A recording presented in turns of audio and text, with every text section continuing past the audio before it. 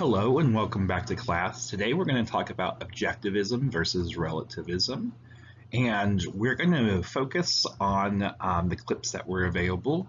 So you had the choice of either watching the Joker clip or watching the clip about Emily's art. And again, you could have chosen either one of these two. You didn't have to watch both of them, but I'm going to talk about both of these today in terms of objectivism and relativism. Before we jump into today's discussion, I want to go ahead and work back to what we were talking about beforehand. We, last class period, talked about metaethics and talked about normative ethics and applied ethics. And again, just as a quick recap, all three of these are the main branches of ethics. So this semester we will start by talking about metaethics, which we already have a little bit. We will jump into normative ethics, and we will use both of those theories to talk about applied ethics. We made a distinction last class period between realism and anti-realism. Again, just to recap that really quickly, realism was the idea that morality is based in reality, that there is something real about morality, and anti-realism is the view that morality is a human invention. It's not really real, but it's maybe something that we use to help us organize the world or think about certain features of the world. And we talked about perspectivism as an anti-realist idea, as again a notion that morality is invented. And so that's kind of a quick recap of what we did last class period. If you have any questions about that, feel free to email me.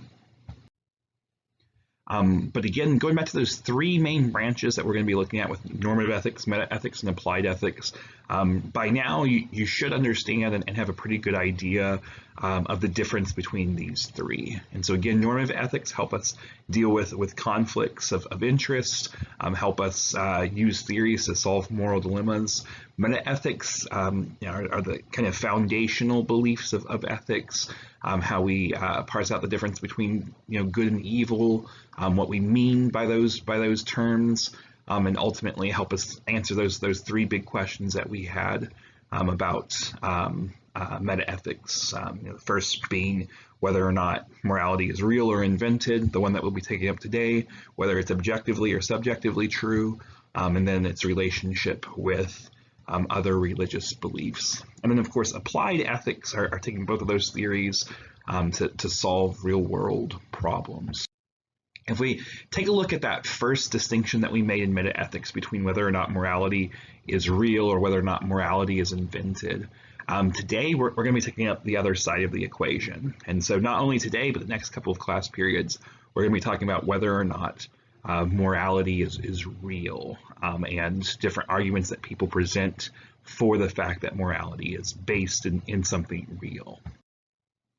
So as you can see, when we talked about last class period about perspectivism, that was under the banner that morality is invented, but you can see that there's another split between those who see morality as being real, between whether it's based in a secular ethics or whether it's based in a religious ethics. And so we will be looking in class today at one side of this equation. We're going to be looking at the notion that ethics that are based in a secular morality, and we're not really going to discuss religious appeals. We will discuss that later in this course, but today we're looking at more from the standpoint of just thinking about it without its religious components. So one thing I want to mention on the other side of the equation about anti-realist theories is that there was two other theories that we mentioned last class period, but didn't really get to talk a whole lot about.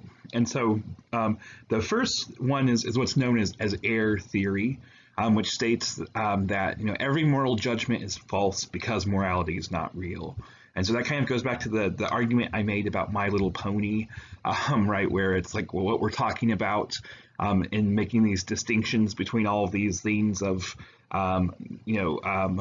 equestria, right, that all those distinctions don't really exist because the whole world itself of My Little Pony doesn't exist. And so error theory says that like every claim that we're making about morality, right? It has a truth value, and that truth value is false because morality itself is not real.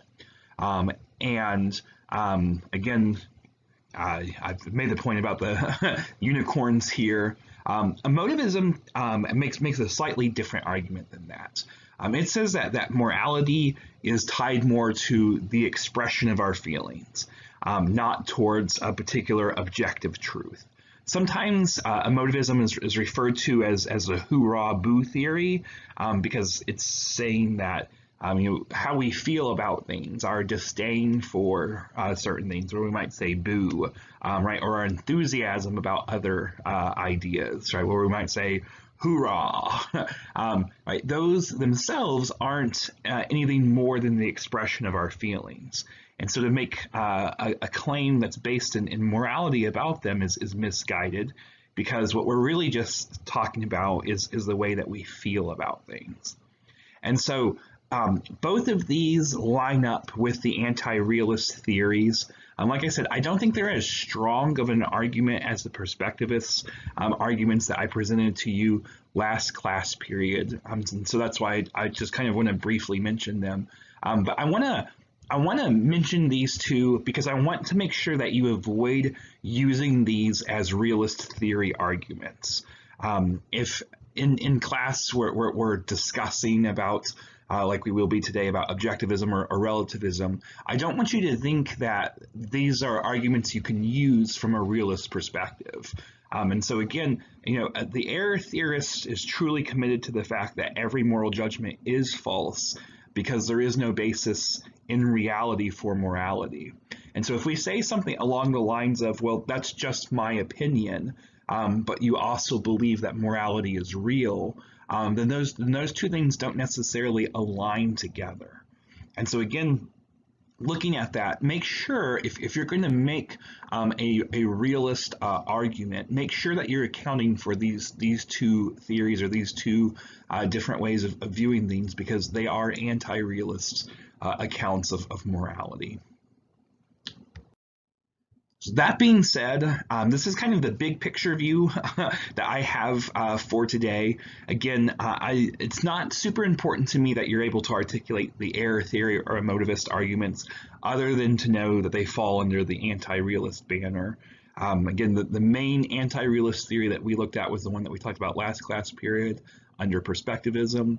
And as far as the realist argument is concerned, we're going to take up today a position of objectivism and relativism. And again, if we look at that in the kind of a larger spectrum of things, that falls under the non-religious secular arguments that we're going to be looking at. But of course, next class period and the period after that, we're going to pivot over towards the religious side. Both the non-religious and secular arguments, as well as the religious arguments for realism, are still not the anti-realist arguments. And so again, if you have a question about the difference between anti-realist or realist arguments, or this chart doesn't really make sense to you, feel free to email me and let me kind of know where the hang-up is or what problem you're having with it. But what we're going to be looking at today is, again, the idea that morality is real, the realist arguments, that it is not based on any particular religious belief, it's secularly based. And we're going to be looking at arguments both for a relativist view as well as an objectivist view of morality. So that's the pathway that we're going to be following today. I want to start with the piece that we had from Emily's art. Again, this is not a clip that you had to choose. Most people chose to go with the Joker clip because it's the one that I suggested. But I still want to talk about this one, and so if you chose to go with this one, I am happy. But in this book, Emily's Art, it's essentially about an art contest. And we can start off thinking about what makes judging an art contest a difficult enterprise to begin with. And probably one of the answers that we would offer up, it has to do with the subjective nature of judging an art contest. It seems to be something different than trying to figure out like the boiling point of water, because we know definitively what that is and the circumstances that can change the boiling point of water. However, we don't have some objective standard for being able to say what makes something different in art, what makes something a better art project, or less acceptable art project. And so in thinking about that, we're naturally want to kind of gravitate towards what happens in this story. What happens in this story is that the person who is supposed to judge Emily's artwork originally looks at this picture and says, "Oh, that's a fantastic rabbit, gorgeous rabbit, whatever, right? You deserve first prize for that." And Emily, because she's honest, lets them know, actually, I did not draw a rabbit, I drew a dog. And the judge says, "Oh, well, I don't like dogs." And the judge changes their mind and decides to award the prize to somebody else. And so if we look at that, we can ask, well, is it acceptable for a judge to change their mind when they discover this fact that what they thought was a rabbit is really actually a dog, or should they remain consistent? If they thought it was an acceptable work of art because they thought it was a rabbit, shouldn't it still be an acceptable work of art now that they know that it's a dog? And conversely, we could also ask, right, like, is it acceptable to change your mind when you make this discovery, because right, maybe that changes the quality of the art that you thought you were looking at? And so there's a real question that we can start off looking at here about the nature of what we were talking about last class period in perspective, by also talking about it in terms of perception.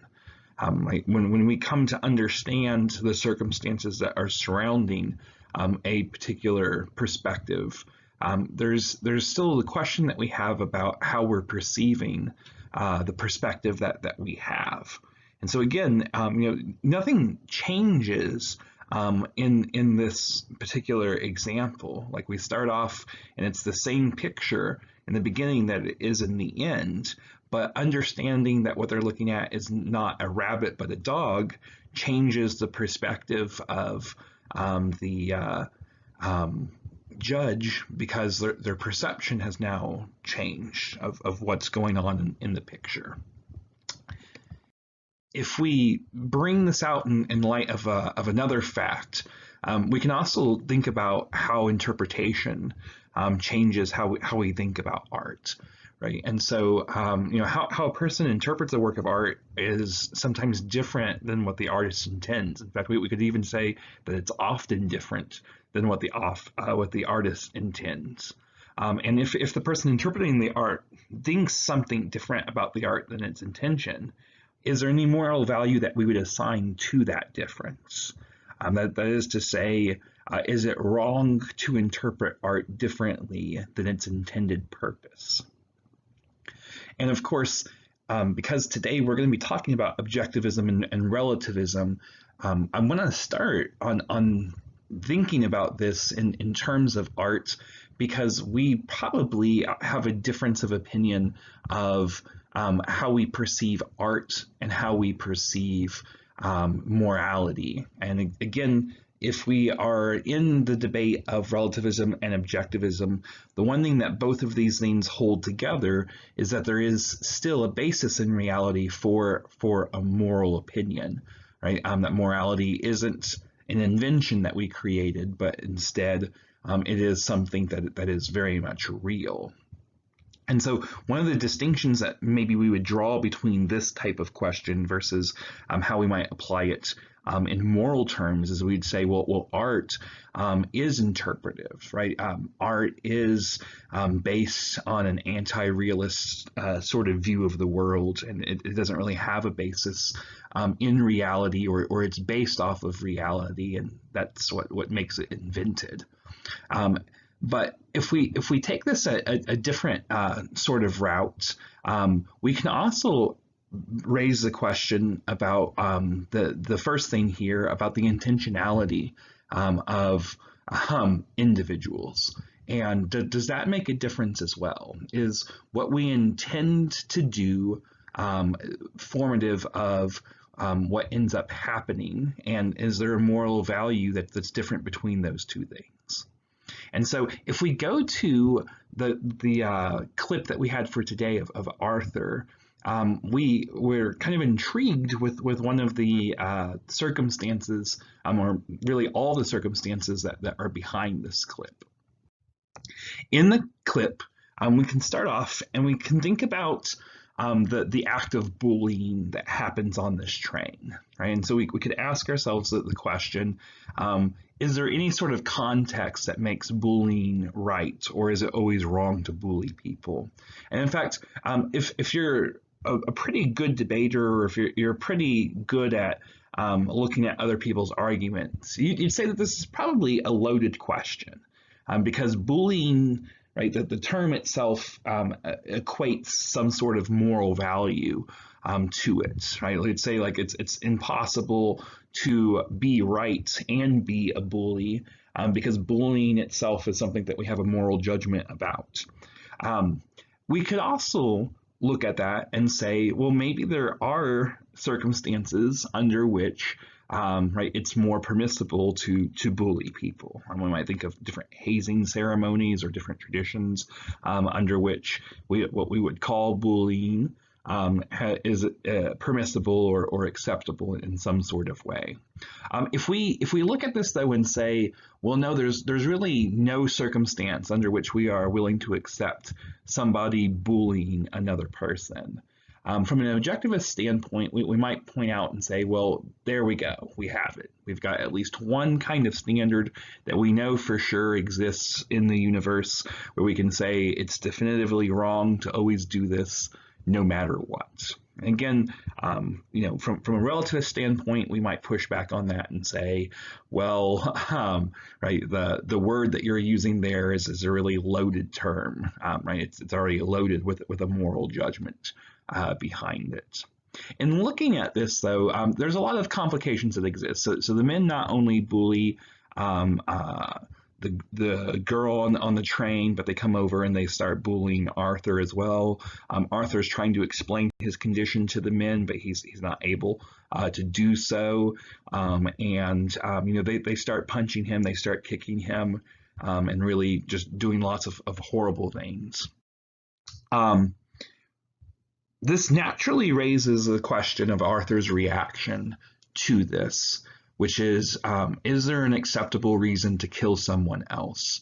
And interestingly enough, if we compare that to the last question we had, which is there ever an acceptable kind of bullying, we'd find that there's actually more people who accept reasons to kill other people than people who accept bullying, even though it's a more severe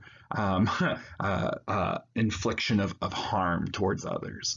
And so looking at that already, that has to it a kind of question that we might pose as to why do people accept killing others more, even though the consequences is harsher than people who are willing to accept bullying.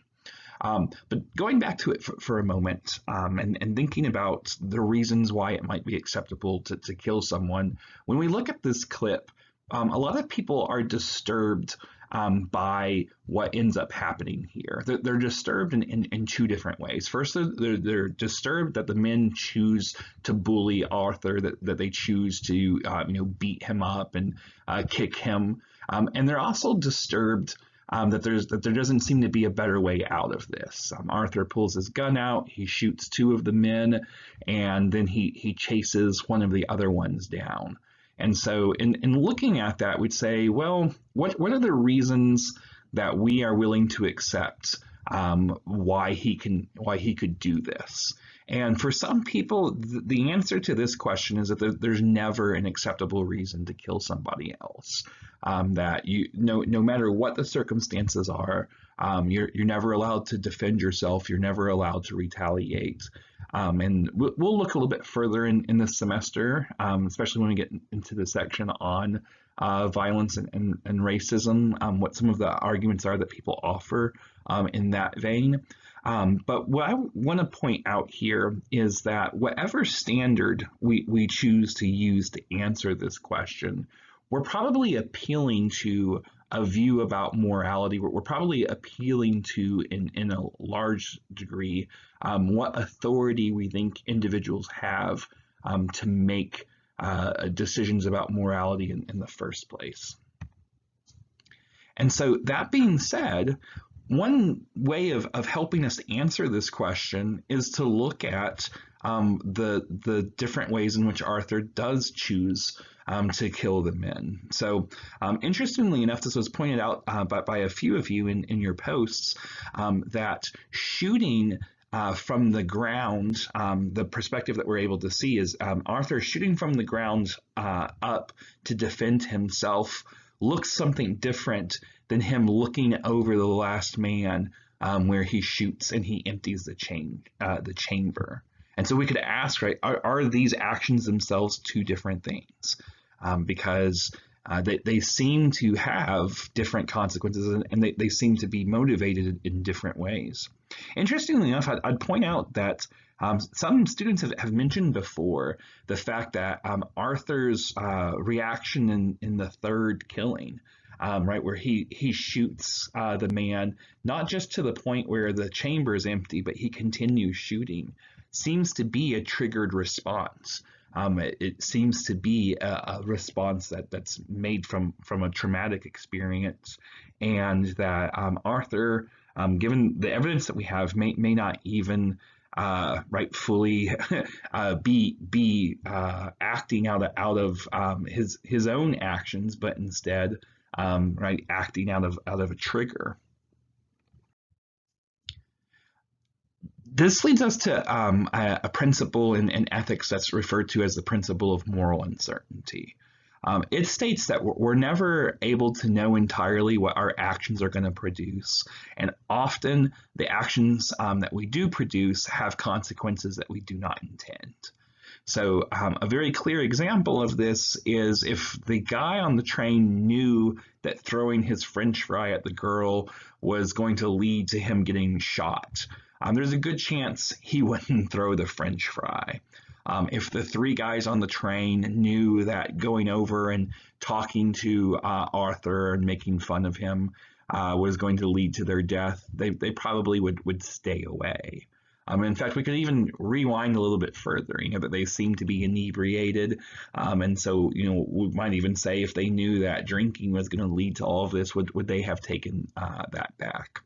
And the principle of moral uncertainty is something that we'll see a lot. It'll pop up a lot this semester in different arguments that we're looking at. But specifically in terms of relativism and objectivism, it's an interesting thing for us to kind of rewind the film and ask ourselves if it matters whether or not we intend the consequences that come about or not. And so in trying to think about whether or not Arthur does the right thing here in pulling the trigger, it again kind of goes in with what we were saying with Emily's art, how there seems to be this problem of looking at the world through this subjective lens, where it seems that the difficulty in trying to describe, just like in Emily's art, the difficulty in trying to describe whether or not one painting is superior to another, right? Trying to describe whether one action is more moral than another has all these kinds of consequences that come about that are hard for us to keep track of. And so if we talk about this in terms of the two topics that we have for today, relativism and objectivism, we also have to, in a lot of ways, answer the charge of perspectivism that we learned about last class period. And so I want to go through just a number of different quick questions here for us to think about to help maybe pivot away from that perspectivist answer into relativism first and then objectivism a little bit later here. So to start off with, I just want to ask this question, right? Is it wrong to strap sheep onto a surfboard? And I have listed here a clip where, in fact, a sheep is surfing on a board, and when you see it at first, you think, oh no, that poor sheep is going to drown. But after you get done watching it, it maybe is obvious that sheep are actually a lot better at balance than what we recognize. And that even though this seems like a really weird thing to do, right, sheep are able to maintain balance. So again, when we look at that in terms of a moral question, it has a lot to do with how we perceive the situation. Is it okay to use the toilet the day after your wedding? Again, this may seem like a weird question, and I have a link provided here as well to a culture which does not permit people to use the toilet immediately after your wedding. It brings good luck by this culture's analysis if you do not use the toilet the day after your wedding. And I have, like I said, a link to the article that describes that. Is it wrong to throw a baby off a roof into a blanket down below to bless their life with good luck? And again, I think a lot of people looking at that might say, I don't think I would do that. I think that, right, that's questionable at best. Maybe immoral. Some of you might even have extremely strong feelings and say, I think that is absolutely immoral. And again, I have a link here just showing this tradition that is, I believe it's almost 800 years old, where babies are dropped off of this rooftop to a blanket down below in order to provide a blessing for them. After your grandparents die, should you eat them? And I imagine that most people would say, no, you should never, ever eat your grandparents, even after they're dead. But if you think about a culture in which meat is scarce, if you live on an island where there is a very small amount of protein, we see that different cultures, in Polynesia especially, earlier on, had this belief that the way that you honored your relatives was after they passed away. You engaged in what's referred to as Indo-cannibalism in order to honor them, right? That they lived their whole life, and for them to pass away and you not eat them is a grand disrespect towards them. So we might look at all of those different questions I just asked and say, man, there's some strange customs that exist out in the world. But let's just hold on a moment and think about some of our own customs. Is it okay that public bathrooms have these gaps in the stalls? A lot of people think that's a weird thing. People from other countries think that's a weird thing. I myself actually think that these gaps in stalls are really weird. When I had my kids when I was younger and I tried to change them, I always thought it was weird that people could see my children getting changed in these stalls. But a lot of bathrooms that we have these gaps, and they're kind of weird things to have in our architecture. Should you be throwing a baby shower, right? So we think that baby throwing thing is kind of weird, but in a lot of other cultures, the idea of a baby shower itself is actually a very weird custom. It's weird in a number of different ways. For a lot of cultures that have a more collectivist attitude, this seems to be a very self-centered kind of engagement where you're basically telling individuals, hey, I don't want to have responsibility of helping raise the child, so I'm absolving myself by giving you a gift. In other cultures, right, if someone gives you a gift, it is seen as disrespectful if you don't give a gift back. And so something where someone is showered with gifts seems to be very inappropriate. And furthermore, looking at this and saying, well, we're going to provide all of the different things that you need for this particular baby, not only absolves the individuals, right, of the responsibility, which seems like disrespectful, but it also takes away what maybe other people can offer.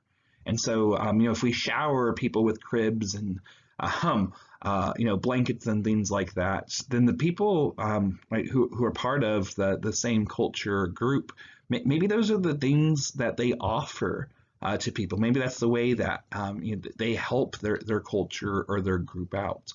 And so throwing a baby shower in many different cultures is seen as a sign of disrespect instead of as something nice that you're doing for the parents.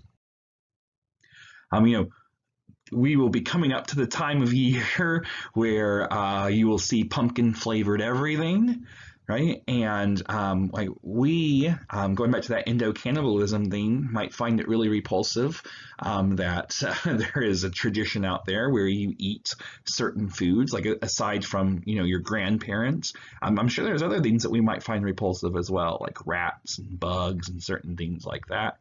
Other parts of the world, looking at how we eat pumpkin, they find that very suspicious because, right, pumpkins don't get grown throughout the world, right? They're more native towards us.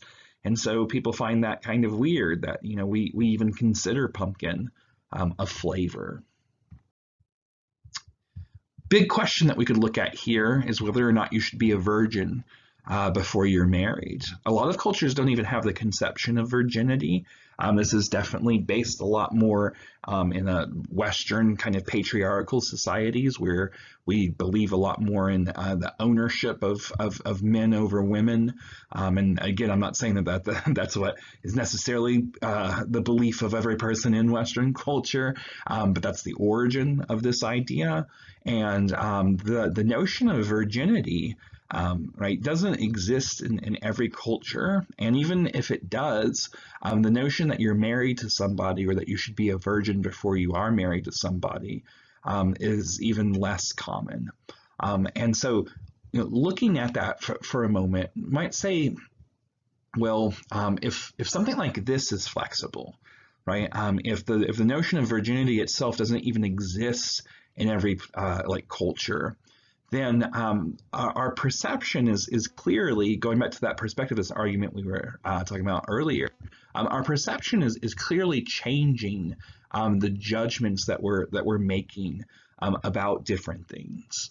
And again, when we look at Emily's art, when we look at Arthur in the Joker clip, we have a very clear question about how our perception is affecting our ability to accurately judge what is going on in those circumstances. Now, if we go back and think about perspectivism, the answer that we come up with is we say, well, then morality must not be real because we're shifting our judgments all the time. Our memory is not very reliable. It seems like powerful people have kind of forced beliefs onto us. We've inherited our beliefs from others, and so there's really no basis in reality. And a lot of times when people are being critical of relativism, they equate it to those same arguments that are made in perspectivism. So to start off with, I want to point out that relativism looks at those differences and say, those are fair questions to bring about. Those are fair differences for us to look at. But it doesn't mean that there is no basis in reality for moral judgments. Relativism ultimately says if we have these different cultural values, if we have these different histories, if we have different concepts, then it's just naturally going to follow that we have different moralities as well. And that doesn't mean that one is less true than the other, but what it does mean is that we have to have some flexibility in our thinking about morality, because we have flexible perceptions. And so if you look at this clip that I have here, right, the Roman soldier is holding up what looks like a 2 to us, right, but if we looked at that as a Roman numeral, right, it could also be a V, which stands for 5, right? And so that's the confusion of the waiter, is, he's holding up what looks like a 2 to our culture, right, but what would be a 5 if we were using Roman numerals. And again, looking at that, the kind of foundation of morality from a relativist standpoint has to do with this flexibility in our conceptualization. If our concepts can be flexible, then our idea of what morality should also be flexible. Also, within relativism, there's kind of two main strands of thought that exist, two different flavors of relativism. The first flavor says that everything is relative to one's culture, and this is called cultural relativism. And so morality is relative to that culture, and within that culture, people are able to critique and judge each other. They're able to say that something is right or wrong, but they don't want to critique people who are outside that culture, because again, the concepts are flexible.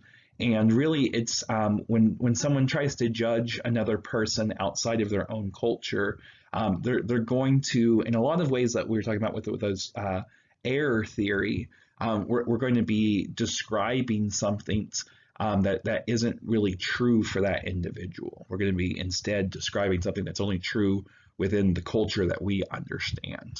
And so, again, I want to make sure that we're clear. A cultural relativist still is somebody who in some way, shape, or form believes that there is a basis in reality for morality. That they're not going to reject that morality exists, but instead they're going to say it's extremely flexible.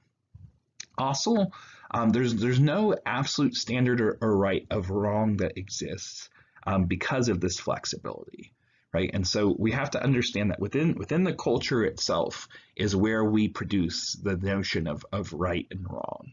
And so again, sometimes people equate relativism as an anti-realist theory for this matter. They say, well, right, it can't be real because right, it's changing. And a relativist would come back and say, well, it's changing because we have flexible concepts, we have flexible histories, we have flexible ideas. And so there is a standard that exists for right and wrong, but it's flexible because, again, all those other concepts, values, and ideas are flexible as well. The second kind of flavor of relativism is what's called individual relativism. Often this is also known as subjectivism. And subjectivism or individual relativism says, right, it's not just the culture that's flexible, but it's the individual as well. If we look at any individual within a culture, we can see that they have different experiences outside their own culture's experiences, that sometimes those experiences are extremely different than the experiences of the people who are within that culture. And in fact, the reason why culture seems to change generation to generation is because individuals have identities that are outside even their culture. And so subjectivism or individual relativism takes that argument of cultural relativism and says that it's really not up for any individual to judge another individual. This doesn't mean that there is no basis in reality for morality. On the contrary, every individual has a moral view, but it's evolved out of the experiences that they have. And so again, we look at the case of Arthur here, where we might say Arthur himself maybe believes it's wrong to kill these individuals, but he gets in a situation where it's uncontrollable for him, right? He has a gun, and he's going to die if he doesn't react, and so he reacts, right? He shoots them, and he decides, right, that he's going to shoot all of them. And again, maybe he doesn't even decide that, right? We don't know on the third person that it shot, right? Whether that was a triggered response or whether that was a conscious response. But either way, we could say, right, that what made him change that conception was the fact of how he was being treated in that moment, and his past experience that something bad is going to happen to him if he doesn't react. And so again, from an individual relativist standpoint, we say, well, it's really up to the individual based on their experiences, but that individual should also be holding themselves accountable for their moral judgments as well. And so there's clear right and wrong for them, but it's based on their experiences and their values and their history, not in some cultural conception of values or right and wrong. I want to make sure that whichever one of these two relativist views we're looking at, they both do not reject the idea that moral standards exist, but instead those moral standards exist in relation to either the individual for subjectivism or to the culture for cultural relativism. And one of the benefits of this is that, it does allow for the diversity of moral views that we were talking about in perspectivism. It does allow for tolerance of moral views that are different than our own and that are informed by particular situational differences. And really, it allows for us to see the kind of flexibility that we're talking about in perspectivism while still holding to the fact that there is a feature of reality that has some sort of moral judgment to it. If you look at this Calvin and Hobbes comic strip I have, right, it starts off and says, how are you doing on your New Year's resolutions? He says, I didn't make any. In order to improve oneself, one must have some idea of what's good, and that implies certain values. But as we all know, values are relative. Every system of belief is equally valid, and we need to tolerate diversity. Virtue isn't better than vice, it's just different. And then he says, I don't know if I can tolerate that much tolerance. And his response, I think, is a really interesting one. He says, I refuse to be victimized by notions of virtuous behavior. And what's really being pointed at in this comic strip is the fact that our notion of what is good, going back to what we were saying in the perspectivist standpoint, is often informed by the culture that we're a part of and the people who we've experienced different life with. But that doesn't necessarily mean that it's the right thing. That doesn't necessarily mean that makes it better. And so if we can look at the fact that people can have very similar experiences and take away different things from those experiences, we will get better at making judgments between ourselves and rest of the world. And that's really the argument that's being made from a relativist standpoint. The other theory that we have to talk about today is objectivism. And objectivism is the theory that most people, when they start off in ethics, it's the one that they know because it's the one that's really preached in most cultures and most ideas. Objectivism is more or less the idea that there is a very clear right and wrong in the world. There is no gray. Everything is either right or wrong, and in some way, shape, or form, individuals have to figure out the difference between those two. I want to, if I can for a moment, point to this episode of Rick and Morty, where Rick turns himself into a pickle. And as we go along and look at what happens, Rick starts more or less destroying everything around him, and in order to get mobile enough to turn himself back into a human being.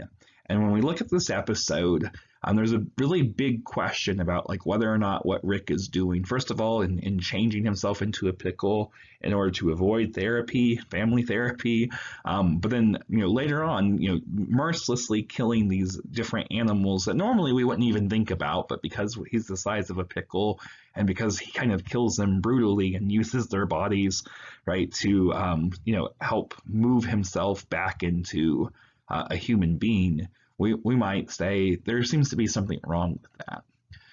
And from an objectivist standpoint, because we are concerned with making sure that there are moral standards, objectivism says that every single action, even things that seem impossible, even being able to turn yourself into a pickle and then, kill different bugs based off of that, or, different rats and things like that. All of those actions have some moral standard that's behind them. And even if we don't fully articulate all of those standards, or even if we don't have access to understanding all of those standards, right?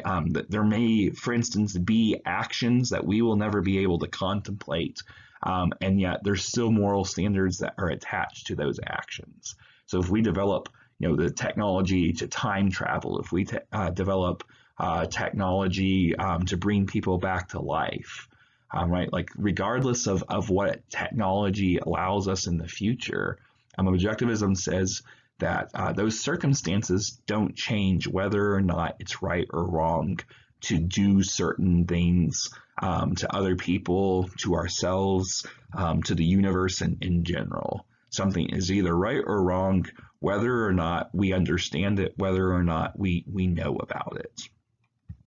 And so one kind of brand of objectivism that's the most common form is what's called moral universalism. Moral universalism holds that we can know morality and that we can appeal to some common universal standard in order to declare a right and wrong actions. And so it's the morality that says things are wrong based off of some code or some standard. Generally, when people are making the realist and anti-realist distinction in philosophy, one of the ways that we go about using the realist distinction is by saying that we can take different objects of experience in the world and combine them together to create a concept.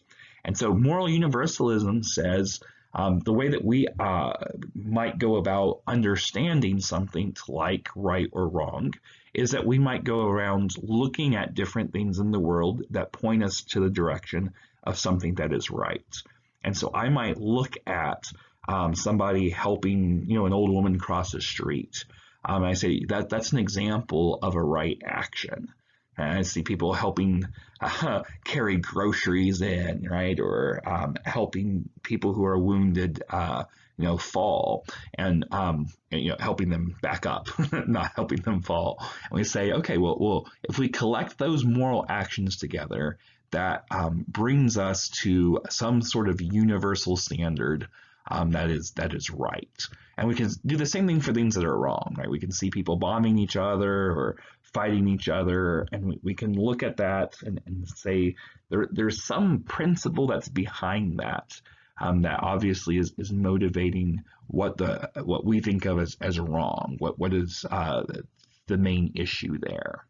Now, one thing that relativists often charge against objectivists is that it seems as though the standards that we come up with for right and wrong are changing all the time, right? And if we look at what humans thought during the medieval period versus what humans think now, it seems as though our standards, our objective standards, have significantly changed. But what a lot of objectivists kind of point out, going back to that question about bullying, is that there seems to always be classification of things that we can think of that are wrong, regardless of how they've been justified. And so would say, morality itself isn't like judging the art contest, but it's a lot more like the boiling point of water. And sure, there are circumstances that can change that. If we're at a higher elevation, we have to account for that. There's circumstances throughout history which change how people view slavery, but that doesn't mean that slavery was ever right under those circumstances, right? We might understand it more in a different age or something along those lines, but we still objectively are going to point to something like slavery, something like bullying, and say that no matter what the circumstances are, it's still wrong. And so this is really the main difference between relativism and objectivism. If we go back through and look at this story with Arthur, objectivists can come through and say, right, Arthur was either fully justified based off of certain principles, or that Arthur was fully wrong based off of other principles. Whereas a relativist, again, is going to try and contextualize the situation and say, well, let's look at the values that are informing Arthur's decision. Let's look at the experiences that Arthur has had. Let's look at the situation that Arthur is in, right? And is there a way in which we could switch that around? And so to finish off here, that's really what we have to think about. Do we agree with Dwight Schrute here, right? That there is a clear false, nature of the world, that people are clearly wrong about something, or do we have a more flexible view of the world? That concludes this portion. If you have any questions, feel free to send me an email, and I will see you for the next class. Have a wonderful day.